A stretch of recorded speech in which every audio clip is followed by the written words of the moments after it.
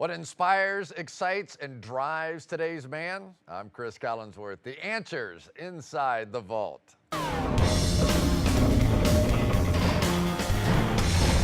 Today, the other woman in men's relationships, sports.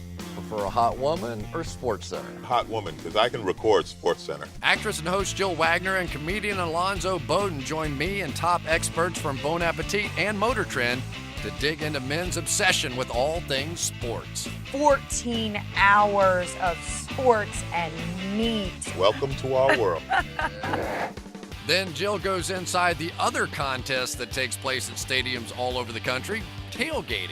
And it's 6 hours before kickoff, yet thousands of fans are setting up already. Now, why do they do it? $1 million trailers, friends, flat screen, and a 57 Chevy turned into a rolling grill. Plus, we're breaking out the latest tailgating gear. This is man stuff right here. You combine a power tool with a jug. Instant blender, my friend. What happens when 5 regular Joes take on LeBron James? Oh! You got dunked on. Plus, my rabid fan confession. Collinsworth, you stink.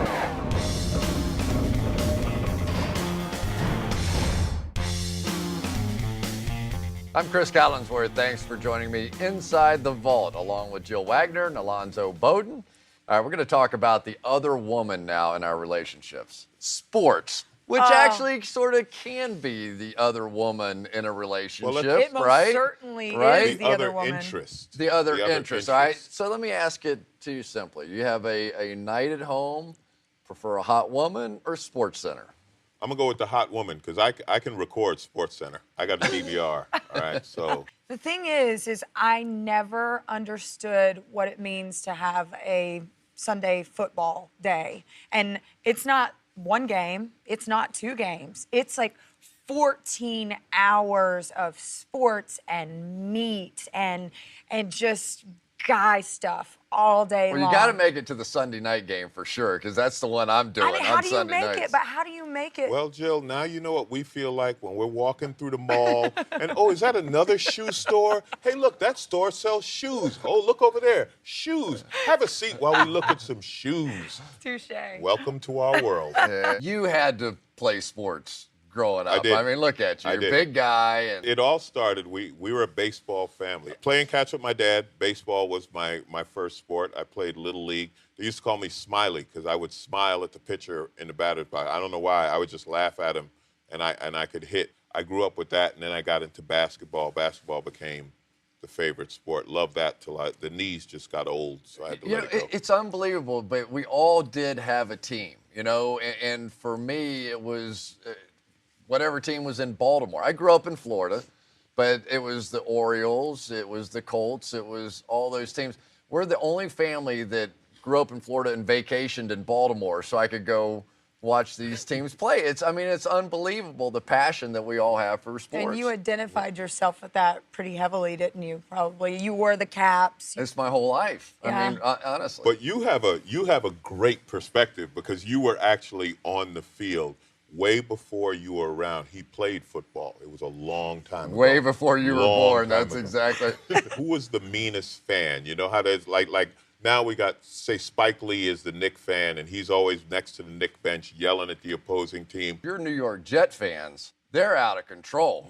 New York fans are New York fans. We are not happy with the opposing team, whether it be the player, is whatever we can get, we'll wear it out. We're New Yorkers. I used to have a guy when we played the Jets up there who would sit right behind our bench, and from the moment I came on the field till the moment I left, he said the same thing over and over again.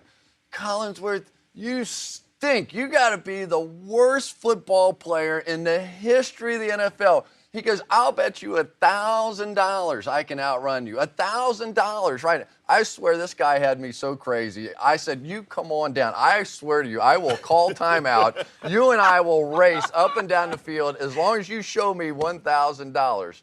But they're nuts. Everybody looks at it from the standpoint that I can do what those guys are doing on the field. Can you imagine what would happen when a bunch of guys wanted to take on LeBron James? Are they crazy? Oh, no.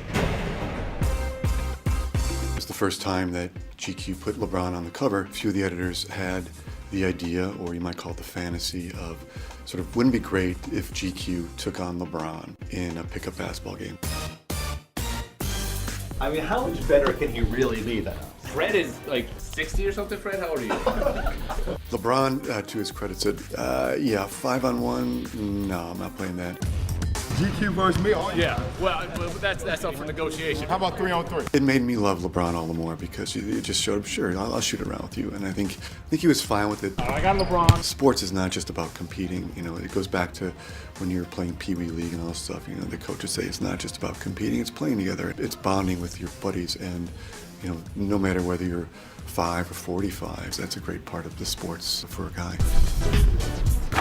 You call that home court advantage. People complain about the sort of, you know, what's happened to sportsmanship and what's happened to camaraderie. You know, sort of say what you will about LeBron and taking his talents to South Beach, but, you know, he did it in some ways. You can see it as he wanted to play with his friends. Sports, like humor in a man's life, it's intimacy. It's how we sort of connect with other men. You'd be surprised at how much you get to know a guy by how you compete with them or compete against them.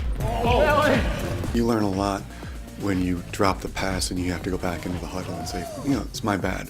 It's about taking responsibility. You learn to be a better man. Oh! There you go.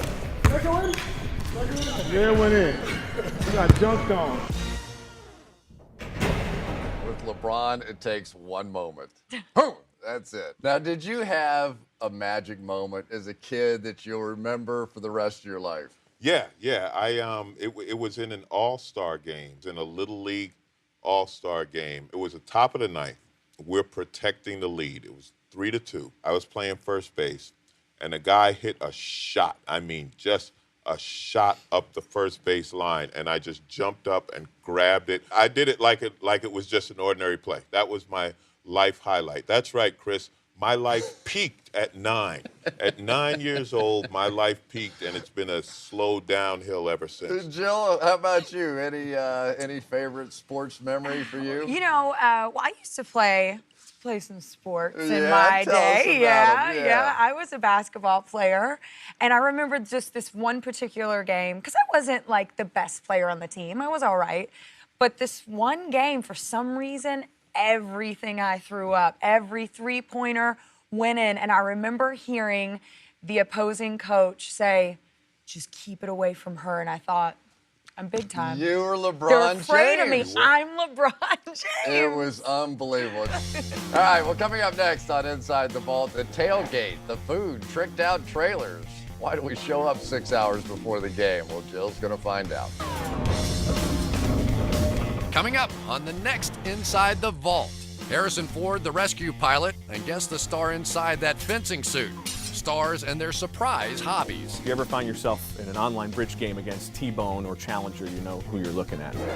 Plus, the man who ditched his megabucks job as a Hollywood bigwig to follow his passion.